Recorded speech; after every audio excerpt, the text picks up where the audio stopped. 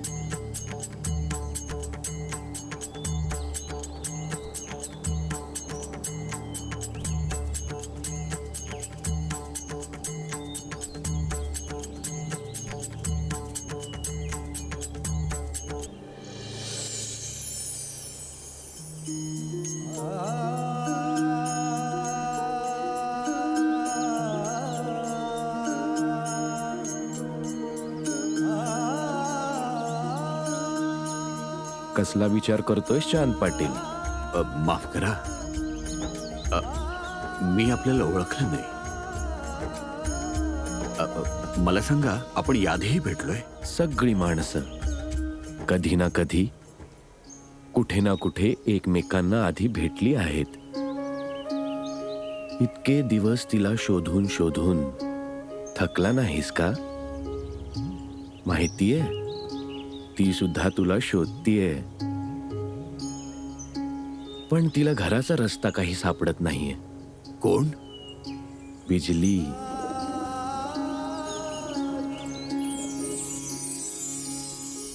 आपण कोण आहात? मानलं तर सगळंच, नाही मानलं तर कोणीच नाही.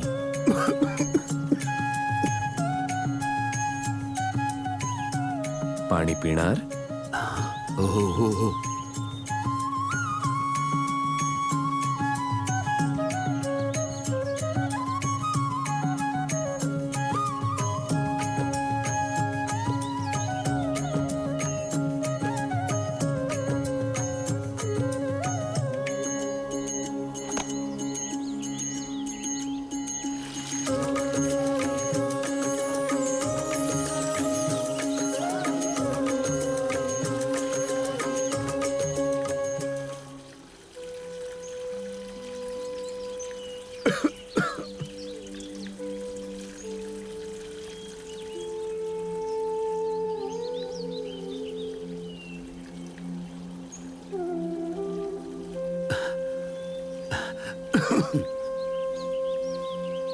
पी ना.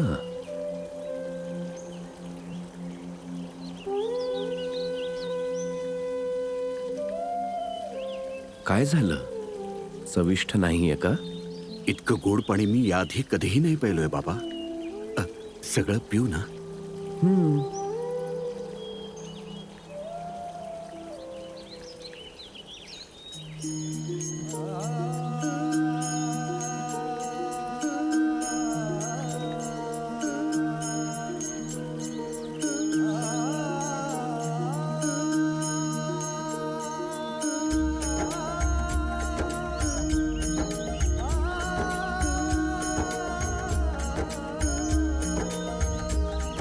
हा तर चमत्कारच झाला बाबा. बाबा, तुम्ही मला ओळखता, माझ्या घोडीला सुद्धा ओळखता. माझी घोडी हरवलेली हे सुद्धा तुम्हाला माहिती आहे. आणि आता तुम्ही या दगडातून पाण्याचा झरा निर्माण केलात. हे पाणी प्याल्यानंतर माझ्या श्वसनाचे सगळे आजार दूर झाले बाबा. मी एकदम बरा झालो बाबा. बाबा, एक प्रश्न विचारू? माझी घोडी तर सुखरूप असेल ना?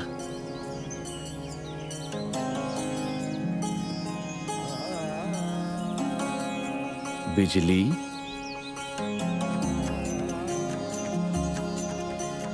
बिजली.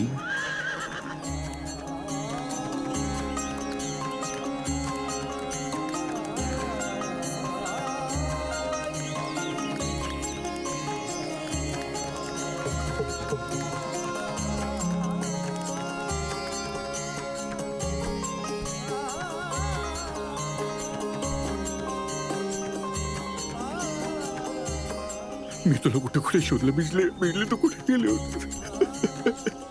बिजले, मला सापडलीस तू बिजले. अरे, तुझी जखम? अरे, जखम बरी झाली, बरी झाली जखम.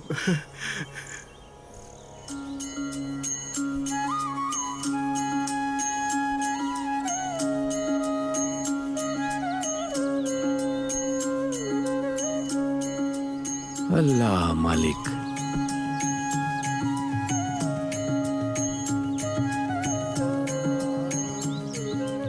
बाबा,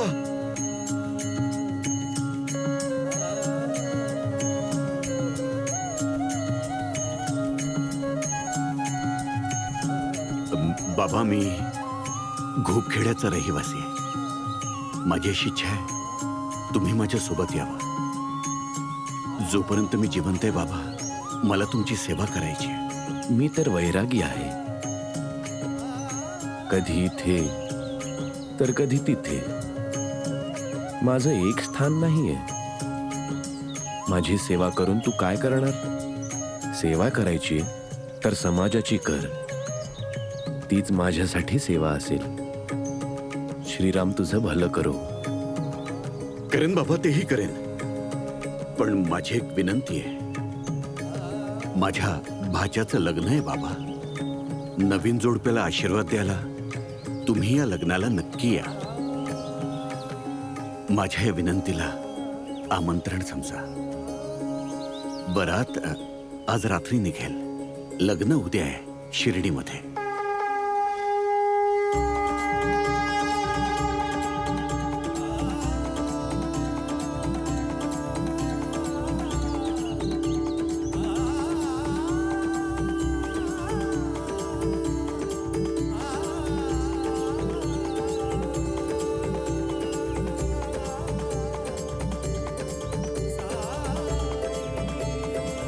आमंत्रण आमंत्रण नाही, संकेत. संकेत आहे हा.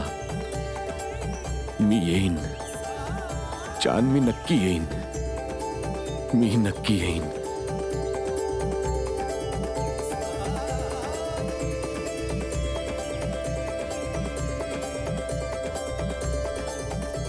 मी वाट पाहीन बाबा.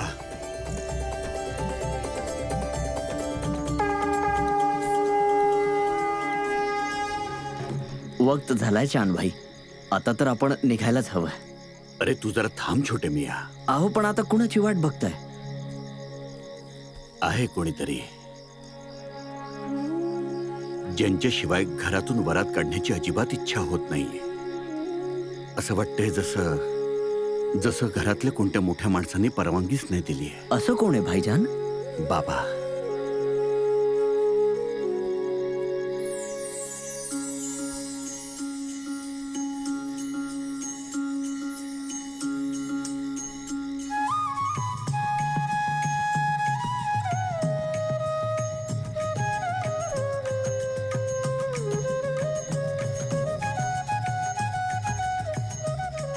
सलाम वालेकुम बाबा. वालेकुम अस्सलाम. तुम्ही शान आलात बाबा.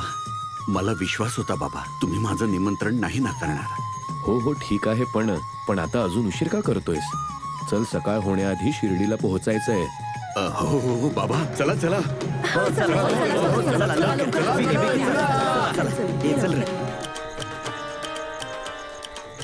अरे ते बाबा दिसत नाहीयेत. कुठे गेले? बाबा इकडेच तर होते. बाबा. बाबा. बाबा, तुम्ही कधी पुढे निघून आलात समजलंच नाही. शिर्डीची ओढ तुमच्या सर्वांपेक्षा जास्त मला आहे.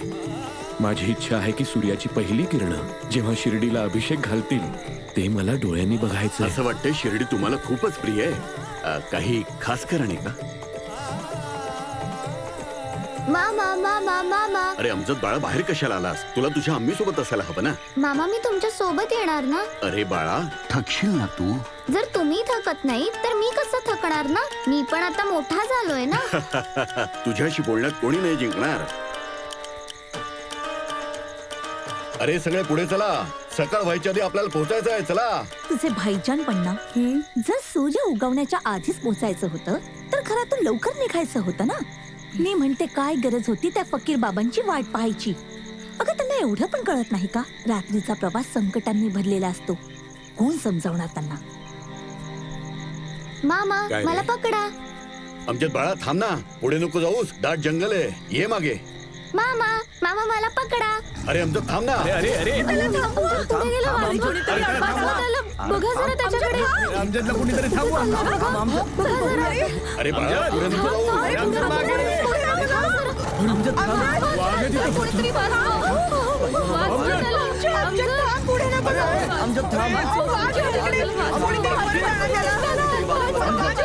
त्याला कुणीतरी मागे घ्या. तिथे वाचवा त्याला.